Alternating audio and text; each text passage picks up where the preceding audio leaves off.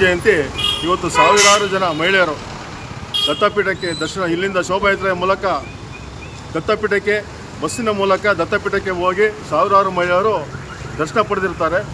ಹಾಗೆ ನಾಳೆ ಶೋಭಾಯಾತ್ರೆ ಚಿಕ್ಕಮಗಳೂರಿನಲ್ಲಿ ಊರಿನ ಹಬ್ಬದ ರೀತಿಯಲ್ಲಿ ನಡೆಯುತ್ತದೆ. ಸುಮಾರು 40,000-50,000 ಜನ ಸೇರುವ ನಿರೀಕ್ಷೆ ಇದ್ದು ಬಿಗಿ ಪೊಲೀಸ್ ಬಂದೋಬಸ್ತ್ ಇರುತ್ತದೆ. ಮತ್ತು ನಾಡ್ದು ದತ್ತಪೀಠಕ್ಕೆ ಹೋಗುವಂಥ ಮಾಲೆಧಾರಿಗಳು ದತ್ತಪೀಠಕ್ಕೆ ಹೋಗಿ ಅಲ್ಲಿ ದತ್ತ ಪಾದುಕೆಯನ್ನು ದರ್ಶನ ಪಡೆದು ಆ ಪಾದುಕೆಯಲ್ಲಿ ದರ್ಶನ ಪಡೆದು ನಂತರ ಪ್ರಸಾದ ಸ್ವೀಕರಿಸಿ ನಂತರ ಅವರ ಮಾಲೆ ಧಾರಣೆಯನ್ನು ವಿಸರ್ಜನೆ ಮಾಡುವ ಮೂಲಕ ನಾಡ್ದು ಶನಿವಾರ ದತ್ತ ಜಯಂತಿ ಸಂಜೆ ಮುಗಿಯುತ್ತದೆ.